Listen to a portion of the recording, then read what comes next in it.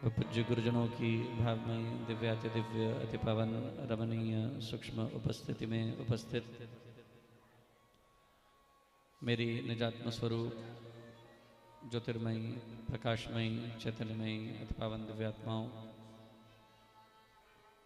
आप सबके भीतर विद्यमान सर्वनियंता सर्वव्यापक सर्वशक्तिमान अखिल ब्रह्मांड नायक जगदाधार सर्वेश्वर सर्वभूतात्मा अखिलेश्वर परमेश्वर को मेरे हृदय से कोटि कोटि नमन स्वीकार कीजिएगा, स्वीकार कीजिएगा। श्री कृष्ण जन्माष्टमी के अति मांगलिक पावन पुनीत भव्य पर्व पर श्री खाटू श्याम दिल्ली धाम में अष्टदिवसीय श्रीमद्भागवत कथा ज्ञान यज्ञ की द्वितीय संध्या में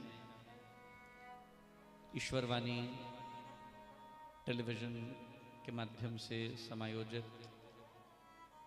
इस पुनीत कथा सत्र में व्यासपीठ आप सभी गणमान्य बंधुओं, भक्तिमती माताओं, धर्मनिष्ठ सज्जनों, पिपासु रसिक मुमुक्षु एवं जिज्ञासु गणों का हार्दिक अभिनंदन, अभिवादन एवं सत्कार सहित वंदन करती है, स्वीकार कीजिएगा। विश्व भर में ईश्वर वाणी और फेसबुक पेज और यूट्यूब चैनल इटर्नल वॉइस के माध्यम से कथा के साक्षी बने हुए सभी के अंतस्थ में विराजमान सियाराम को व्यासपीठ पुनः पुनः प्रणाम और वंदन प्रेषित करती है, स्वीकार कीजिएगा। जब संत कृपा हो जाए तो जीवन प्रफुल्लित होता है। संत आशीष ही जीवन में मंगल का एकमात्र हेतु है। यही कृपा अति दुर्लभ कही गई। किम दुर्लभम सद्गुरु रस्ति लोके सतसंगतिर ब्रह्म विचारणा च त्यागो ही सर्वस्व निजात्म बोध किम दुर्जयम सर्वजनैर्मनोज। यही दुर्लभ है सत्संगति मिलना, संत शरणागति प्राप्त होना। महाराज, जीवन में जब संत का संग और संत का प्रादुर्भाव हो जाए तो मेरे सदगुरु साईं लिखते हैं, देव दया जब होनी चाहे, देव दया जब होनी चाहे, सहज से सब सुयोग बना। संत सुगढ़ जिसको मिल जाते, पुण्य उदय उसके हुआ, पुण्य उदय उसके हुआ। संत सुगढ़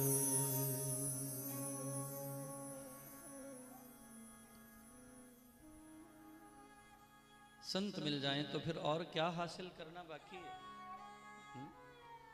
आपके साथ है दिल का साहिल, आपके साथ है दिल का साहिल, आपकी कृपा है हमारी मंजिल। आपके साथ है दिल का साहिल, आपकी कृपा है हमारी मंजिल। आप रहें हमारे जीवन में हर पल शामिल।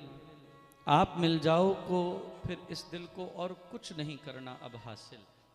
संत मिल जाएं जीवन में तो ऐसी कृपा होती है, आप मिल जाएं तो फिर जीवन में अब और कुछ नहीं करना हासिल। नारद जी मर्तलोक में आए, परिभ्रमण करते हुए सूत जी महाराज कहते हैं शौनक आदि ऋषियों को, उन्होंने सब तीर्थों का परिभ्रमण किया। घूमते घूमते श्री वृंदावन की पावन भूमि पर आगमन हुआ। वो भूमि जिसके संदर्भ में श्रीमद् भागवत कहती है वृंदावनम परित्यज्य पादमेकम न गच्छति। भगवान कहते हैं मैं इस भूमि से एक पग भी बाहर नहीं रखता। पाद एकम न गच्छति। ऐसी भूमि में जब आए तो क्या देखा, एक दृश्य, एक युवा स्त्री अपने दो गोद में वृद्ध अचेत पुरुषों को सहेज रही है। नारद जी को बड़ा कष्ट हुआ। नारद जी ने उस कष्ट का अवलोकन करके उस देवी से जाकर पूछा, कौन हो तुम? अहम भक्ति रीति ख्याता इमो में तनयो मतो ज्ञान वैराग्य नामानो काल योगे न जर्जरो। काल के दुष्प्रभाव से महाराज ये दोनों मेरे पुत्र हैं जो जर्जर पड़े, आप ही कृपा कीजिए। नारद जी ने कहा ये तो बहुत आसान है। क्या नाम है इनका? बोले ज्ञान और वैराग्य। तो बोले ज्ञान वैराग्य तो ज्ञान से तुष्ट होते, हम अभी पुरुषार्थ करते हैं, वेद सुनाते हैं, उपनिषद सुनाते हैं, जग उठेंगे। याद रखना, केवल वेद और उपनिषद पढ़ लेने से ज्ञान नहीं जगता, वैराग्य नहीं जगता। बड़ा सांकेतिक प्रसंग है ये। ग्रंथ पढ़ें दुनिया भर के, कितने प्रकाशन होते हैं इस ग्रंथों के। यत्र तत्र सर्वत्र आपको जहां चाहो वहां प्रकाशन मिल जाएंगे, अलग अलग भाष्य मिल जाएंगे। लेकिन ये तो महाराज सामने बैठ के सुनने से। बड़ा सुंदर शब्द है उपनिषद। उपनिषद का मतलब क्या है? उपमाने समीप, गुरु के चरणों के समीप बैठकर, उसके सामीप्य में, उसके सानिध्य में, उसके सामने।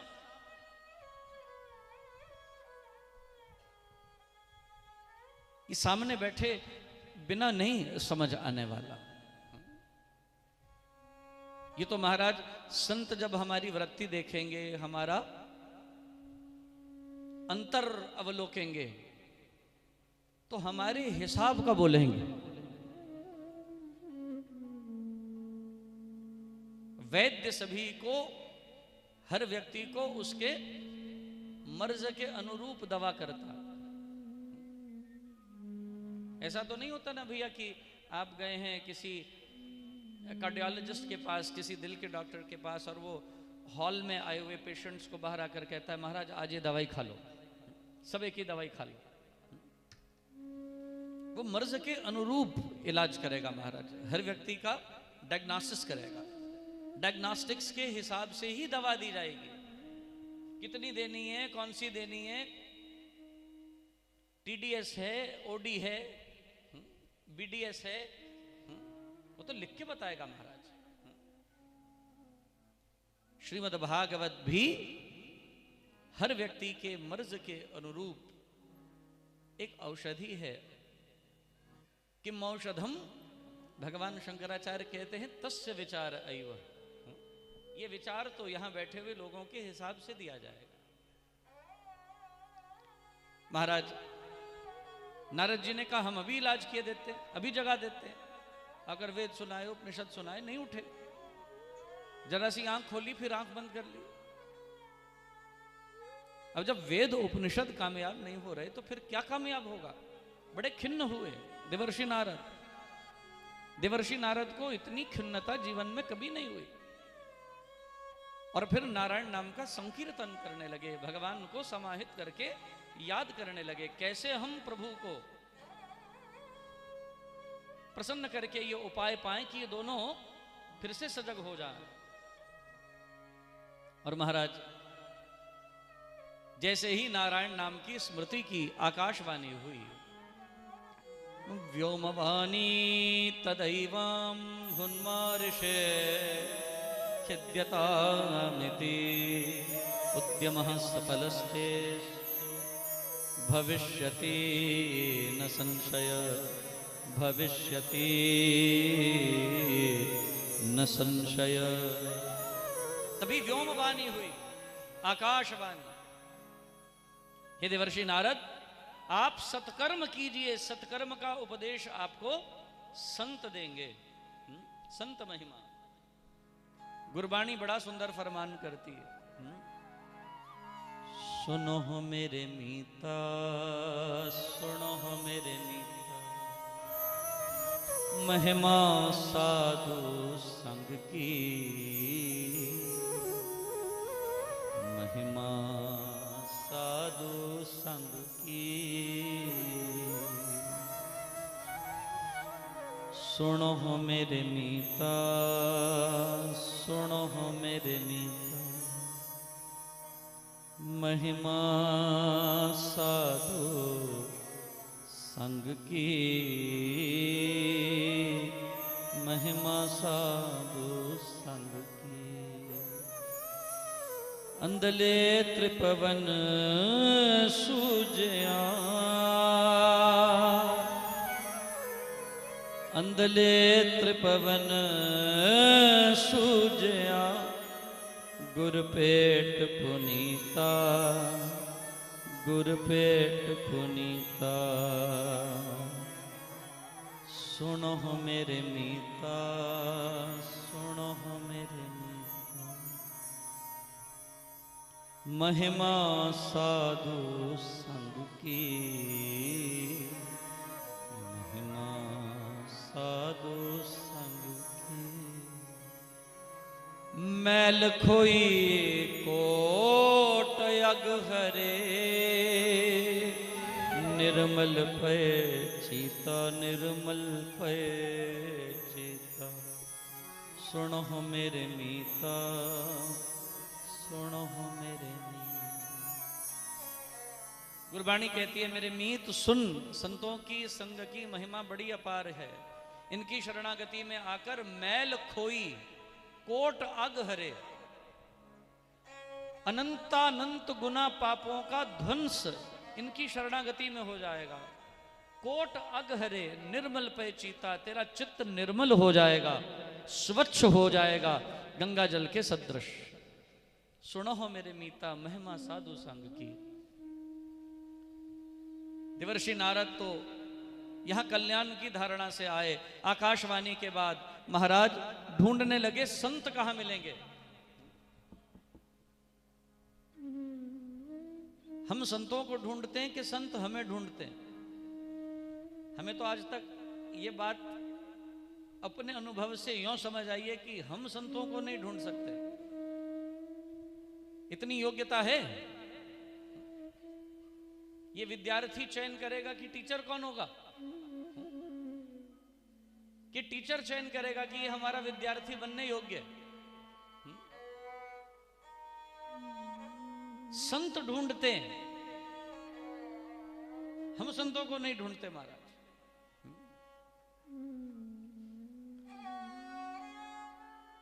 महाराज हमारे पूज्य गुरुदेव की शरण में एक सोनी परिवार रहा करता। उस समय उनके पास एक ओमनी वैन हुआ करती। गुरुदेव उसमें परिभ्रमण करने के लिए कहीं कहीं जाया करते, वही गाड़ी चलाया करते। और महाराज जब किसी को ऐसा अहोभाग्य, सौभाग्य, सद्भाग्य प्राप्त हो किसी संत की शरणागति का, तो महाराज वो भी कुछ विशेष बन जाते। तो बहुत से साधक उनको इस सौभाग्य प्राप्ति के कारण प्रायः जाकर ये कहा करते कि आप पर बड़ी कृपा है, गुरुदेव आपके साथ आते हैं। और मेरे शरीर से जो पिता थे उन्होंने भी जाकर ऐसी प्रशंसा कर दी कि आप पर तो बड़ी कृपा है, गुरुदेव आपके साथ आते हैं। महाराज वो रो पड़े, उनके रोंगटे खड़े हो गए, उनके अश्रु बंद होने का नाम नहीं ले। पहले बोले आप अपने शब्दों को वापस लीजिए, अपने शब्द वापस ले लीजिए महाराज, इन शब्दों ने हमें बहुत आहत किया है।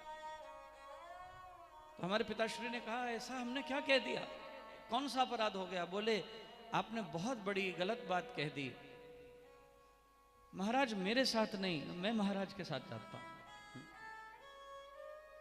ये संस्कार हैं, महाराज मेरे साथ नहीं आते, मैं उनके संग में, उनकी शरण में रहता हूं। ये बड़ी कृपा उनकी मुझे शरण में रखा। ये भावना, संत भावना, और जिसके अंदर ये संत भावना आगे, सुनो मेरे मीता महिमा साधु संग की, मैल खोई कोट अग हरे निर्मल पय चीता। सुनो मेरे मीता, पिंगल पर्वत पार परे खल चतर बकीता। बोले लंगड़े पर्वतों को पार कर लेते, पिंगल पर्वत पार परे खल चतर बकीता। उनके अंदर ऐसी कृपा की निधि उतरती है, उनके जीवन में कभी कोई अवरोध नहीं आते। और अंधले त्रिभुवन सुजया गुर पेट पुनीता, अंधे को भी त्रिलोक विदित हो जाते हैं यदि गुरु की कृपा हो जाए, यदि संत का आशीष मिल जाए। गुर पेट पुनीता, यदि सदगुरु का दर्शन और दीदार मिल जाए। नारद जी तो यहां स्वयं पुरुषार्थ करने लगे।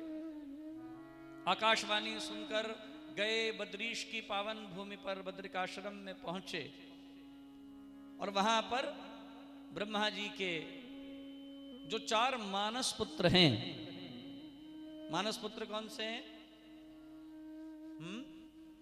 सनत कुमार। चारों का नाम क्या है? सनत, सनातन, सनंदन और सनत कुमार। नारद जी के मानस भ्राता हैं। चारों से भेंट हुई। चारों ने देवर्षि नारद को खिन्न, म्लान, निस्तेज, आभा मंडल कुछ फीका सा देखा। रोका, महाराज क्या हो गया है? आद्योपान सारी कथा सुनाई। महाराज हम धरती का अवलोकन करने के लिए आए थे। यहाँ तो सत्यम नास्ति तपः शौचम दया दानम न विद्यते। यहाँ तो ये 500 साधनों का सर्वथा अभाव हो रहा है। मिट रहे हैं ये साधन। वहां पर हम वृंदावन पहुंचे तो ये दृश्य देखा महाराज, ये ज्ञान वैराग्य अचेत पड़े।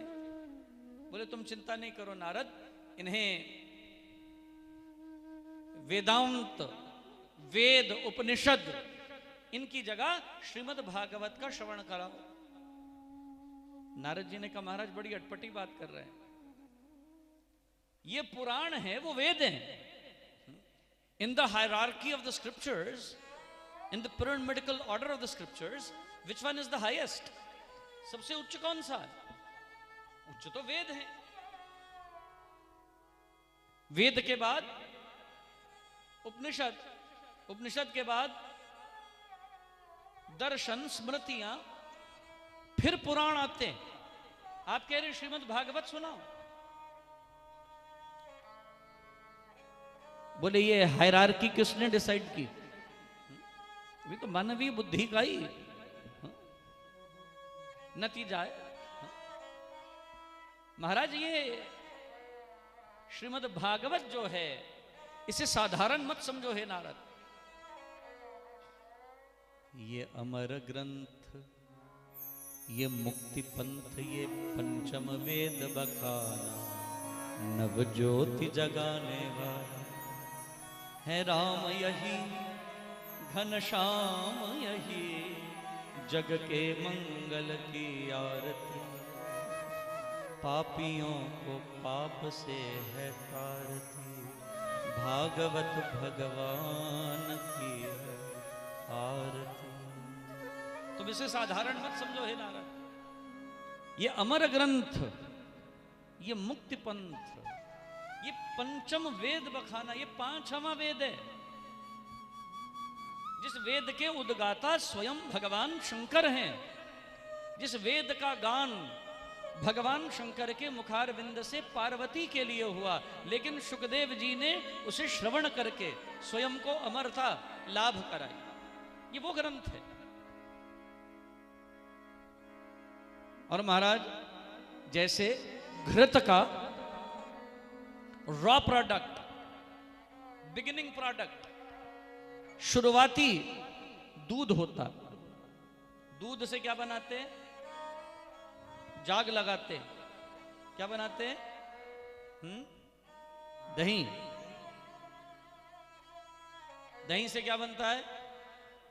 बिलो बिलो के, बोलो ना भैया। माखन।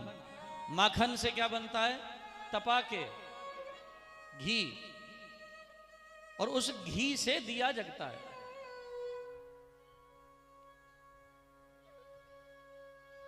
अच्छा, दूध से जला सकते हो? दूध से ही तो बना है। दही से जग जाएगा, मक्खन से जग जाएगा।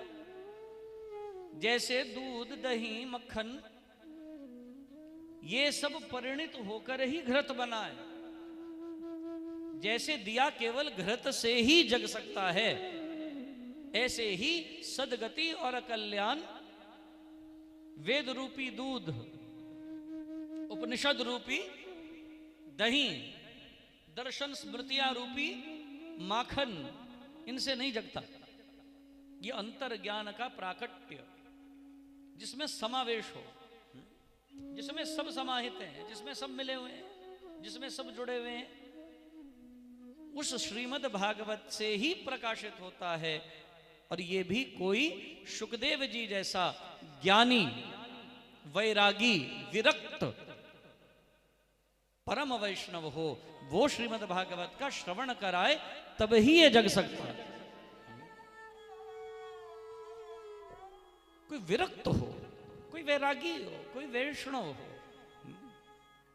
महाराज नारद जी ने कहा, तो महाराज आप जब जानते हैं तो फिर आप ही सुनाइए, आप ही सुना सकते हैं, आप ही कृपा करिए महाराज। सनत कुमारों ने कहा, और क्या चाहिए? हरि अनंत हरि कथा अनंता, कहीं सुनहि सब विधि सब संता। कहीं सुनहि सब विधि सब संता। हरि अनंत है, उनकी कथा अनंतानंत है। कहाँ ही सुनहि, हमें तो महाराज कहने के लिए कहिए तो और आनंद, और कहना ना पड़े, सुनने को मिल जाए तो और आनंद। जपजी साहब में गुरु नानक साहब कहते हैं, नानक भगता सदा विगास, सुने दुख पाप का नाश। ये सुनना, ये श्रवण दुखों और पाप का नाश करता है। सुनते पुनीत, कहते पवित्र, सतगुर रहे आप पर पूरे। बिनवंत नानक गुर चरण लागे, वाजे आण हाद तूरे। जो गुरु के शरणागत होकर सुनते हैं, श्रवण करते हैं, उनके अंदर अनहद का बाजा बजता है, उनके अंदर ओंकार प्रणवाक्षर प्रकट होता है, राम नाम का अभ्युदय होता है, उनके अंदर आस्तिक भावों की वृद्धि होती है, शुभ और मंगल का संचार होता है, सद्धर्म उन्हीं के अंदर जागृत होता है। अभ्युदय सद्धर्म का राम नाम विस्तार, ये उन्हीं में जगता है महाराज। इसलिए सुनना, आप सुनने की इच्छा रखते हैं तो हम कहना चाहते हैं महाराज चलिए। बोले महाराज कहाँ जाएं? कोई तपस्थली हो, कोई तीर्थ हो, कोई धाम हो। हम कहाँ बैठे हैं? धाम में।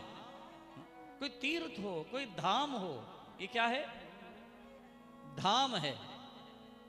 धाम क्या होता है? नाम तो रख दिया आपने, धाम। किसे कहते हैं धाम? श्री बद्रीनाथ को क्या कहते हैं? हाँ बोलो ना भैया, ये तीर्थ नहीं है, धाम है। कितनी पुरियां हैं? हे भगवान, कितनी पुरियां होती हैं? हाँ 4 पुरियां। हे भगवान, आपके ज्ञान को हमारा प्रणाम है। पुरियां होती हैं 7। धाम कितने हैं? हाँ 4, यहां तो 36 हैं। 9 गुना ज्यादा है। धाम कितने होते हैं? 4 हैं। तो धाम शब्द का अर्थ क्या है? धामों की संस्थापना किसने की? आदि जगत गुरु भगवान शंकराचार्य ने 4 धाम संस्थापित किए। कौन कौन से? सबसे पहले धाम उत्तर भारत में, बोलो भैया, श्री बद्रीनाथ धाम। फिर दक्षिण में रामेश्वरम, ये धाम है। गुजरात में, सौराष्ट्र में द्वारका, और इधर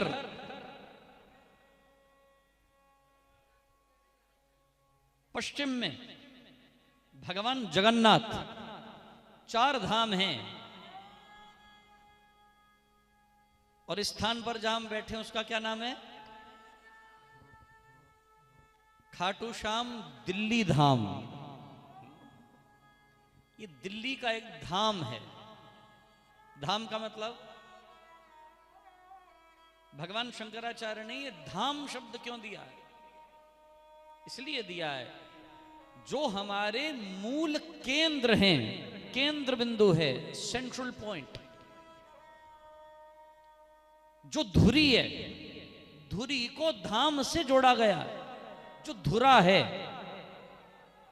आपके शरीर में एक धुरी है, नाभि, ये धुरा है। इस शरीर में भी एक धाम है।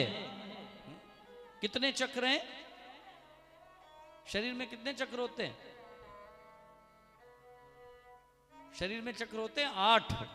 गिनिए।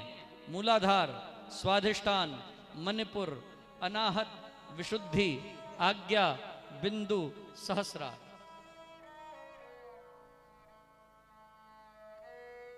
धाम कौन सा चक्र है?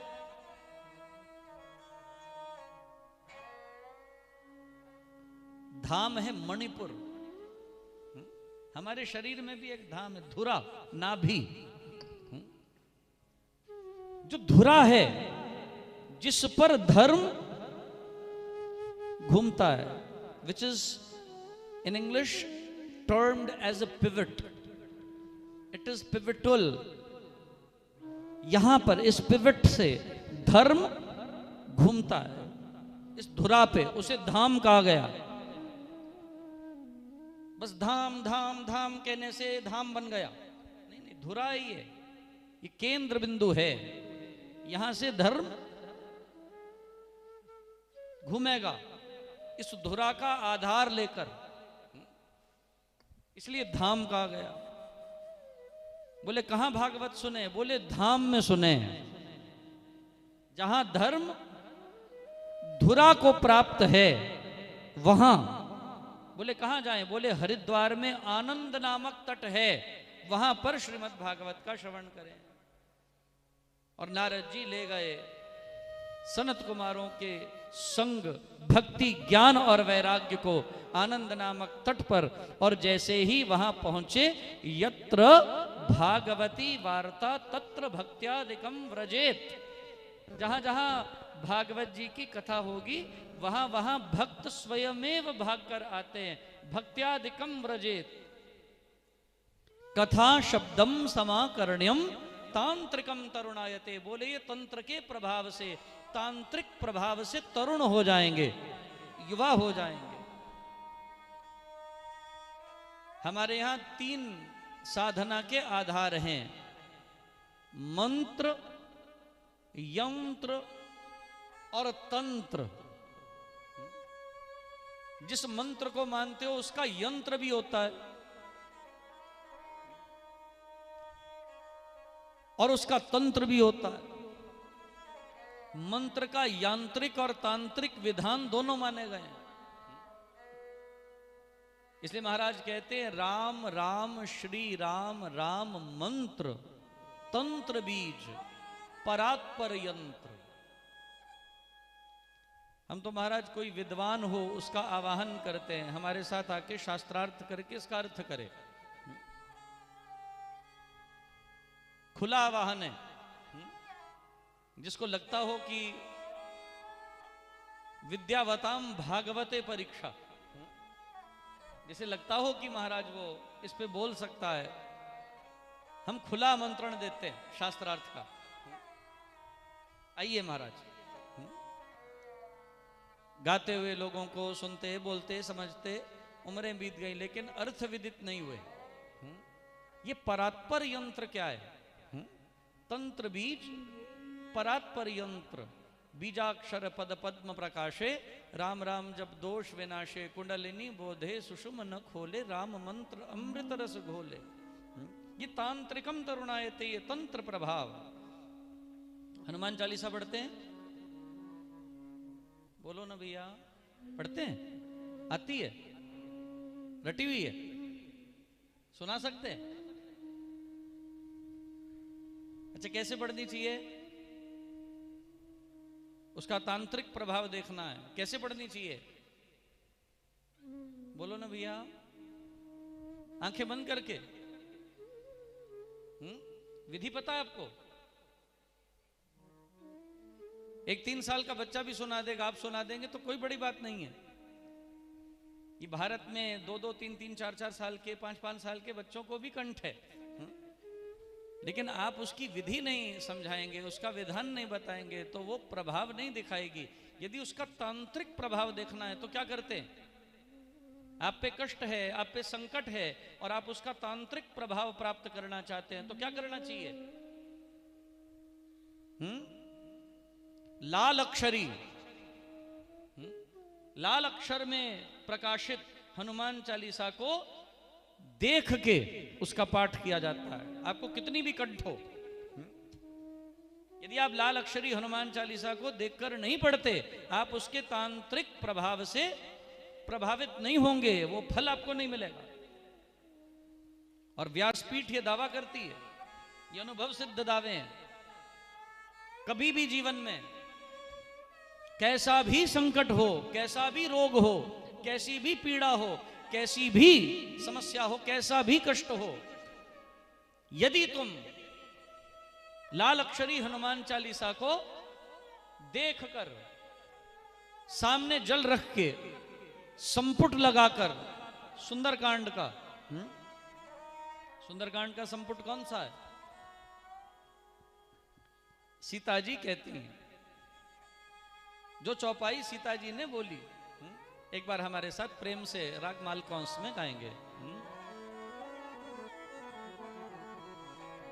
महाराज, रागों में ही विशुद्ध राग में भागवत जी का मानस का गान होना चाहिए। बड़े प्रेम से हमारे साथ गाइए। दीन दयाल विरद संभारी,